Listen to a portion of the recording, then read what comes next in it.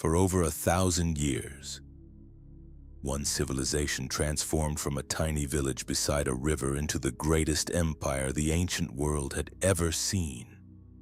Rome conquered kingdom, crushed rivals, built roads across continents, and ruled millions of people from Britain to Egypt. But how did one city dominate almost the entire known world? How did Roman soldiers become unstoppable? And why did so many nations fall before them? Today, on Mark's History Channel, we uncover the incredible story of how Rome conquered the world. According to Roman legend, Rome was founded in 753 BC by twin brothers Romulus and Remus. The twins were supposedly abandoned beside the Tiber River as infants after a struggle for power threatened their family. Legend says they were rescued and cared for by a she-wolf before eventually being raised by a shepherd in the hills of central Italy. As adults, the brothers decided to build a city of their own, but a dispute over leadership and the location of the settlement turned violent. Romulus killed Remus and became the first ruler of Rome. Although historians consider much of this story mythical, archaeological discoveries confirm that small villages existed around Rome during this period. Rome's location gave it important advantages from the very beginning. The Tiber River supported trade and transportation, while the surrounding hills provided natural protection against invasions. Italy itself also sat near the center of Mediterranean trade routes connecting Europe, North Africa, and the Near East. Early Rome was strongly influenced by the Etruscans, a powerful civilization living north of the city. The Etruscans introduced advanced engineering, military organization, religious traditions, and large building projects that helped transform Rome from a small settlement into a growing city-state. Rome was originally ruled by kings, but according to Roman tradition, the final king, Tarquin the Proud, became deeply unpopular because of his harsh and tyrannical rule. In 509 BC, the Romans overthrew the monarchy and created a republic. Instead of kings, Rome elected 2 consuls each year, while the Senate guided political decisions and advised leaders. Conflicts between wealthy patricians and ordinary plebeians gradually shaped Roman politics and led to reforms such as the 12 Tables, one of Rome's earliest written law codes. By the 5th century BC, Rome was no longer simply a small village beside the Tiber River. It was becoming an organized and ambitious republic preparing to expand across Italy.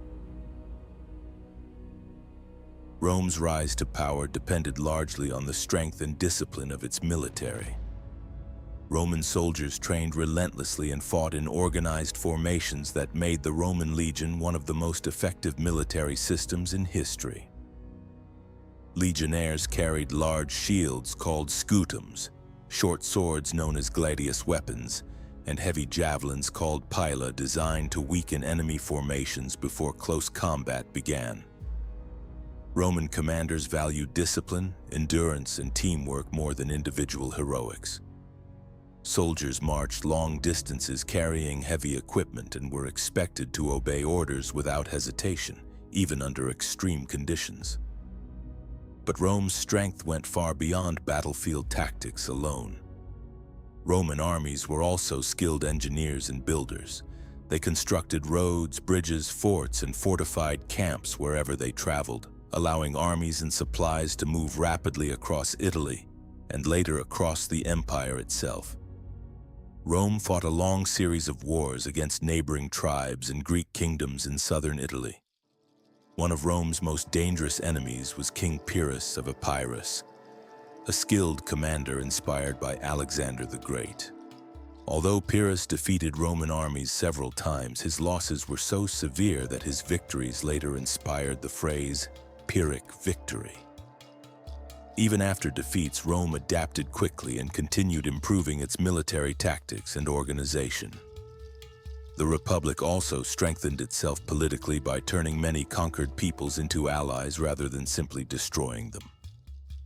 Some communities gained partial citizenship and became part of the Roman system, providing soldiers and resources to future Roman armies. This allowed Rome to grow stronger after nearly every conquest.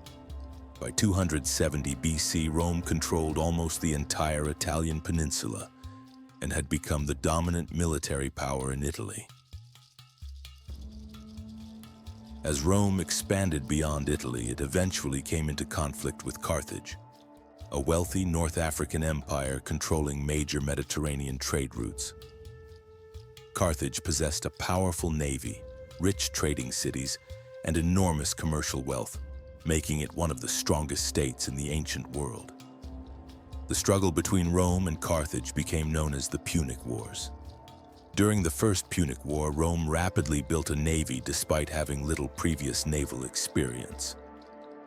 Roman engineers developed boarding bridges called corvus devices that allowed Roman soldiers to fight hand-to-hand battles aboard enemy ships. Rome eventually defeated Carthage and gained Sicily, its first overseas territory. But the greatest threat came during the Second Punic War. In 218 BC, Carthaginian general Hannibal launched one of the boldest invasions in military history by leading an army and war elephants across the Alps into Italy. The crossing was brutal, with freezing temperatures and dangerous mountain paths killing many soldiers before Hannibal even reached Italy. Yet his arrival shocked Rome completely. Hannibal repeatedly defeated Roman armies at battles such as Trebia, Lake Trasimene, and especially Cannae, where Rome suffered one of the worst military disasters in its history. Despite these catastrophic losses, Rome refused to surrender. Roman leaders rebuilt their armies while avoiding unnecessary direct battles with Hannibal whenever possible. Eventually, Roman general Scipio Africanus invaded North Africa itself, forcing Hannibal to leave Italy and defend Carthage. In 202 BC, Scipio defeated Hannibal at the Battle of Zama. Rome emerged victorious and became the dominant power in the Western Mediterranean. After defeating Carthage, Rome expanded eastward into the Greek world that had once been influenced by the empire of Alexander the Great. Rome fought several wars against Macedonia and other Hellenistic kingdoms, gradually expanding its influence across the eastern Mediterranean. Roman legions proved more flexible and adaptable than the famous Macedonian phalanx formations that had once conquered much of the ancient world. In 146 BC, Rome destroyed the Greek city of Corinth after a rebellion and also completely destroyed Carthage during the Third Punic War. These victories confirmed Rome as the dominant Mediterranean superpower. The Romans proudly called the Mediterranean Sea Mare Nostrum, our sea. Greek culture strongly influenced Roman society during this period. Roman elites admired Greek philosophy, literature, science, art, and architecture, and many wealthy families hired Greek teachers for their children. At the same time, conquest brought enormous wealth, slaves, and luxury goods into Rome. However, these victories also created growing inequality and corruption inside the Republic. Wealthy aristocrats and military generals became more powerful, while poorer citizens struggled economically. Political tensions inside Rome continued to grow more dangerous with each new conquest, pushing the Republic closer toward instability. By the 1st century BC, the Roman Republic was struggling with corruption, political violence, and increasing instability. Rival political factions competed constantly for power, while successful military generals became more influential than ever before. One of the most ambitious leaders to emerge during this period was Julius Caesar. Caesar gained fame during the Gallic Wars, conquering territories corresponding to modern France and Belgium and greatly expanding Roman influence in Western Europe. His military victories made him extremely popular with both soldiers and ordinary citizens in Rome. However, many senators feared Caesar's growing power and influence. In 49 BC, Caesar crossed the Rubicon River with his army, openly defying the Senate and beginning a civil war against his rival Pompey and his supporters. After defeating his enemies, Caesar became dictator for life and introduced several reforms involving government debt and citizenship. But many senators feared he intended to become king, something Romans deeply hated since overthrowing their monarchy centuries earlier. On the Ides of March in 44 BC, Caesar was assassinated inside the Senate by a group of conspirators including Brutus and Cassius. Instead of restoring stability, Caesar's death pushed Rome even deeper into chaos and civil war, bringing the Republic closer to collapse. After the assassination of Julius Caesar, Rome descended into another brutal civil war. Caesar's adopted son Octavian formed an alliance with Mark Antony and Lepidus to defeat Caesar's assassins and restore control over the Republic. Together, they defeated Brutus and Cassius, but the alliance eventually collapsed as rivalry grew between Octavian and Antony. Antony's close relationship with Cleopatra allowed Octavian to portray him as a threat to Rome and its traditions. In 31 BC, Octavian defeated Antony and Cleopatra at the Battle of Actium, one of the most important naval battles in Roman history. Soon afterward, Octavian became the sole ruler of Rome. In 27 BC, the Senate granted him the title Augustus, marking the beginning of the Roman Empire. Augustus reorganized the military, improved infrastructure, and stabilized the Roman world after decades of conflict and civil war. Under his rule began the Pax Romana, a long era of relative peace, economic prosperity, and expanding trade across the empire. Roman roads, aqueducts, cities, and ports connected territories stretching from Britain to the Middle East. At its height, the Roman Empire ruled millions of people across Europe, North Africa, and Western Asia, becoming the most powerful state in the ancient Western world. Rome conquered much of the known world because it combined military discipline, engineering, political strategy, and adaptability better than its rivals. Roman armies were highly organized and constantly improved after defeats, allowing Rome to recover from disasters that would have destroyed weaker states. Roman engineers built roads, aqueducts, bridges, ports, and forts that helped connect and control the empire while improving trade and communication. Rome also integrated many conquered peoples instead of simply destroying them. Communities often became allies and eventually gained Roman citizenship, strengthening the empire over time.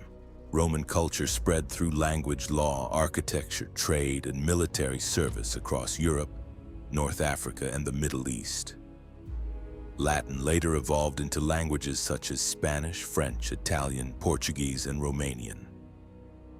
Roman legal ideas heavily influenced later governments and legal systems throughout Europe and beyond. Although the Western Roman Empire eventually collapsed in 476 AD, after centuries of invasions and internal problems, Rome's influence never truly disappeared. Even today, modern governments, architecture, military traditions, engineering, and languages still carry the legacy of ancient Rome. From a tiny village beside the Tiber River, Rome became the greatest empire of the ancient world. Its armies conquered continents. Its laws shaped civilizations, and its legacy still surrounds us today. But Rome's rise also came at a terrible cost.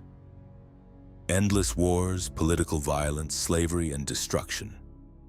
The empire changed history forever, for better and worse. Thanks for watching Mark's History channel. If you enjoyed this video, leave a like, subscribe, and let us know in the comments which empire you want to see next. And remember, history never truly dies.